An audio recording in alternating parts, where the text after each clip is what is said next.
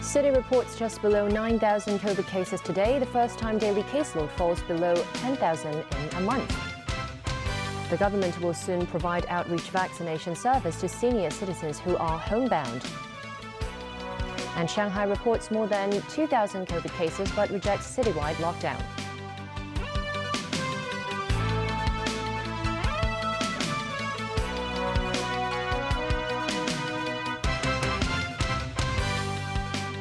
Good evening and welcome to TVB News. Hong Kong reported 8,841 new COVID cases. The first time in about a month, infection returned to 4 digits. Authorities say although the peak of the 5th wave of the pandemic is over, the public cannot let their guard down. Among the almost 9,000 COVID infections, only 6 of them are imported. More than 3,800 cases were identified through nucleic acid tests, while about 5,000 others are patients who tested positive through rapid antigen tests. Health authorities say they're almost certain the peak of this pandemic wave is over, but the city must remain cautious and beware of a rebound of cases. At this level of close to 10,000 is still very high. I hope the public should stay vigilant. They should not mistook that the epidemic is under control. While the 5th wave of the pandemic seems to have already peaked, should the city's social distancing measures be eased earlier than scheduled? So that we can meet the premises before relaxation. That is, there is a decreasing trend and there is no rebound. Well, we don't plan to open anything or relax anything before the 21st of April because we don't think that within such a short time the situation and the number of cases will decrease to a satisfactory rate. On Friday, another 114 COVID patients died, including a 3-year-old who had an underlying health condition. Despite the declining caseloads, the daily death toll remains over 100 cases. Authorities say that's because there's a time lag. The death cases recorded in the past few weeks, they are not actually infected very recently. There is a time lag between infection of the patients, and after that, the patient might deteriorate and may succumb in about 1 to 2 weeks' time. So far, the 5th wave of the pandemic has claimed more than 6,800 lives. Starting next week, elderly care home residents with mild COVID symptoms can be sent to holding centres directly instead of first going to a hospital. This came after 630 temporary care staff from the mainland hired by the government have arrived in Hong Kong, and half of them have started working. Caleb Leung has details. In view of the surge in demand as a result of the epidemic, the Social Welfare Department is hiring temporary contract care staff from both Hong Kong and the mainland to reinforce manpower. These care staffs will be hired for 3 months and deployed to provide service in community isolation facilities and residential care homes. This morning, Secretary for Labour and Welfare Law Chi Kwong says so far, 630 temporary staffs from the mainland have arrived in the city. Half of them have completed their training and were sent to different holding centers designed for elderly care home residents with mild symptoms. The Social Welfare Department have also received 5,500 applications locally. And we have started interviews by faces. Some of the applicants, upon learning about the details of their obligations, their interests have dampened. For the first batch, 42 of them have completed their training courses. They will be assigned to care homes to provide service. The other 22 are still being trained. Meanwhile, the city's 5th holding center located in Tsuen Wan is set to open soon. With more manpower and beds at the holding centers, the government is planning to take a new approach to alleviate the pressure of hospitals. When there's a confirmed case in a certain care home, and these confirmed cases, after the H8 outreach team assessment, to see that if the resident is fit for the holding centers, then they will be sent directly to the holding centers from the homes, instead of going to the A&D and undergo triage through HA before arriving at the holding centers. Meanwhile, the government is also looking for more hotels to serve as designated quarantine hotels. This came after it plans to lift the place-specific flight suspension of 9 countries. We are making some good progress, and I believe the Food and Health Bureau will shortly announce that we are able to provide more designated quarantine hotels for those who could get on a flight and come back. According to Lam, the city now have about 25 designated quarantine hotels with about 6,000 rooms. Caleb Leung, TVB News. Carrie Lam said the government is still assessing the best time for a mass testing program. In an interview with China News Service, Lam said mass testing will be conducted when the pandemic is almost over. She explained the target is to reach 0 infections, and that will be done by thoroughly removing all infection risks remaining in the community. The CE said with daily caseloads still about 10,000, now it's certainly not the best timing to do so. Lam also rejected claims that Hong Kong has little chance of resuming travels with the mainland. She said the entire community must fight for this cause together. The hospital authority has so far prescribed some 16,000 courses of COVID oral medicine. This includes 12,000 courses of Merck's Molnupiravir and 4,000 courses of Pfizer's Paxlovid. The HA said none of the patients prescribed with the oral drugs developed serious side effects. The capsule produced by Merck is more suitable for patients with swallowing problems, as the medicine can be dissolved in water. As for the pill produced by Pfizer, the pharmaceutical company does not recommend breaking the tablet, as it may affect its effectiveness. The government has announced it will offer home vaccination service to senior citizens and people with disability who are homebound. This comes after a number of medical and non-profit organizations have already started providing such service. Christy Khan tells us more.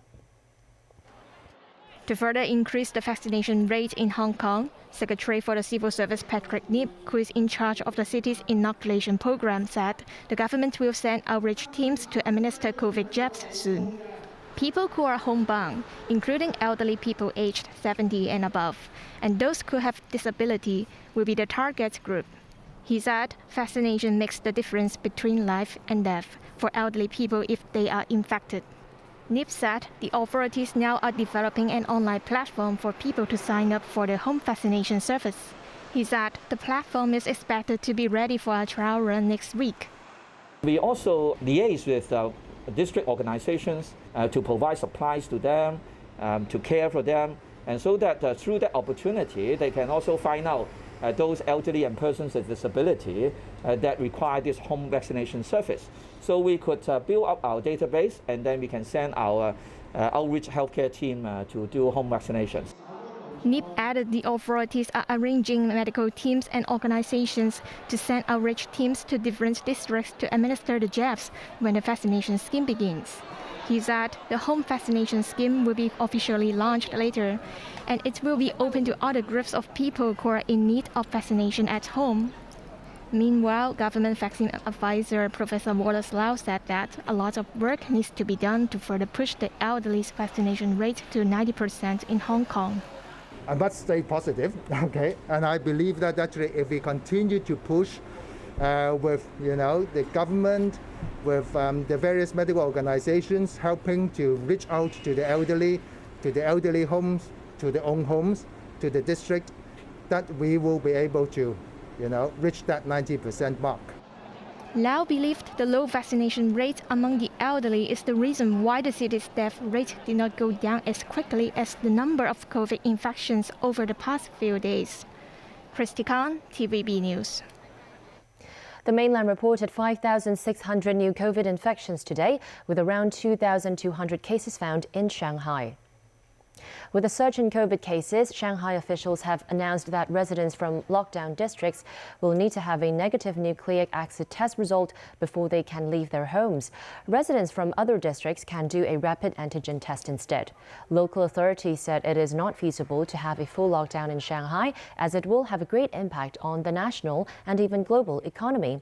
In response to the increasing number of patients, some medical organizations have been converted into isolation facilities. The second black box from the China Eastern Airlines jet that crashed in Guangxi on Monday has not been found yet.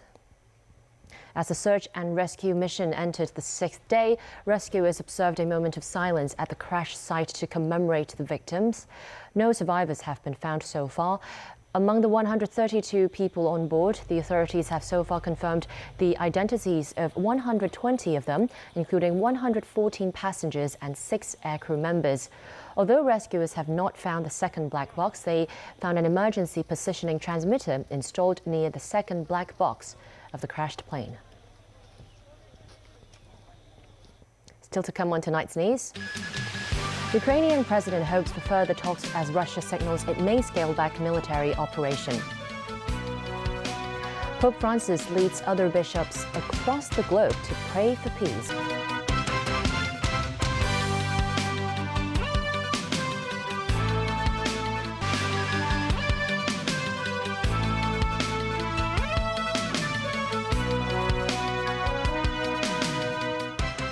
Welcome back to TVB News. Ukrainian President Volodymyr Zelensky is pushing for further talks with Russia as Moscow signaled it was scaling back its ambitions to focus on the Donbass after attacks elsewhere stalled.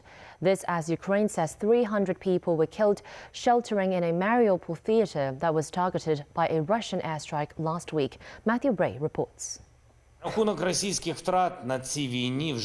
The Ukrainian president said it is now necessary for Russia to talk meaningfully, given their change in strategy.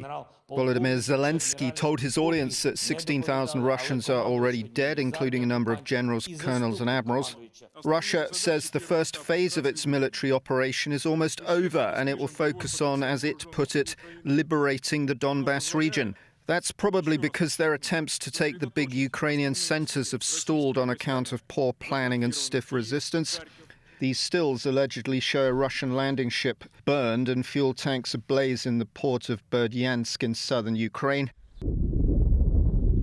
Also in the south, the governor of Mykolaiv, Vitaly Kim, has asked for skies to be closed, a key demand as his city has faced cluster bombs and missiles.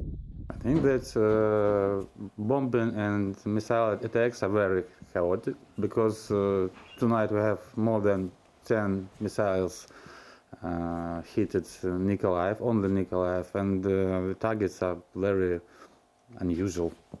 So I do not know what are they doing. Maybe they're trying to put our city in chaos or our citizens to be afraid of them. I do not know. Russian plans to take Odessa have stalled because of the resistance here, but without taking that key port, the Russians cannot control the whole southern region along the Black Sea. Ukraine now says Russia killed 300 people in the Mariupol theater that was being used as a shelter last week. That figure cannot be independently verified, but some displaced people from Mariupol have been making their way to other places, only to have to run the gauntlet of Russian checkpoints.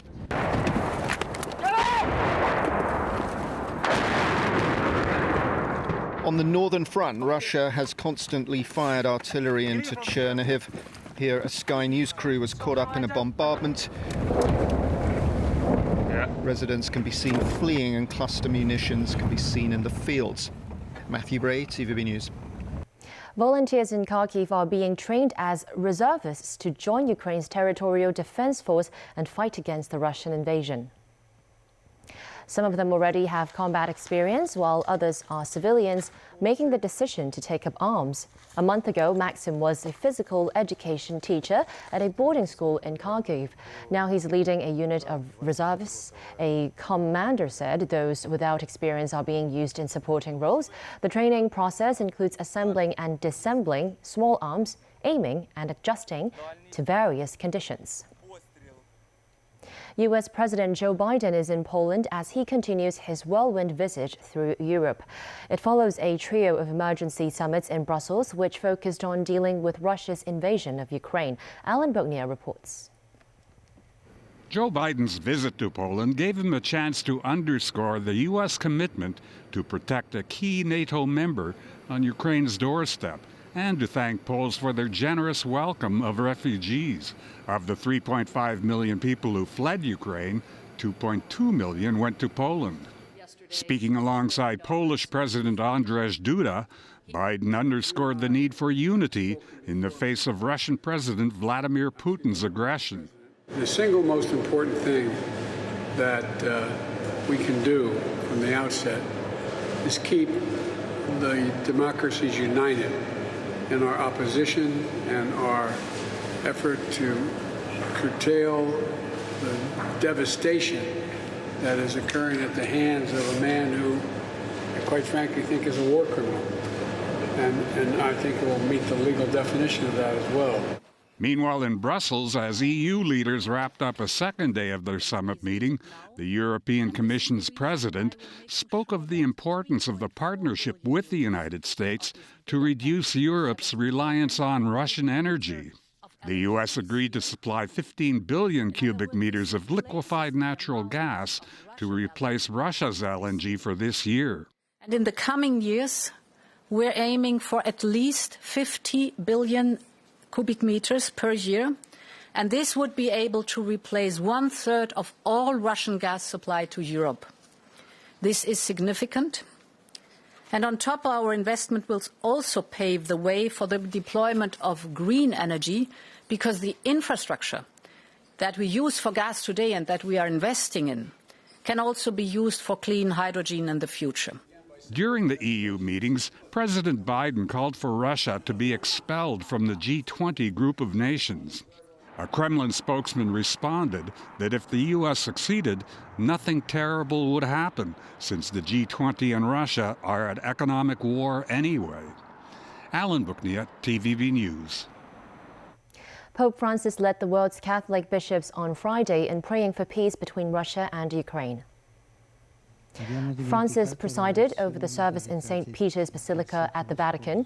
At the same time, thousands of bishops in cathedrals and chapels around the world were reading the same prayer in local languages. It was one of the most precisely coordinated global church events in memory. The Pope spoke of a cruel and senseless war that threatens our world.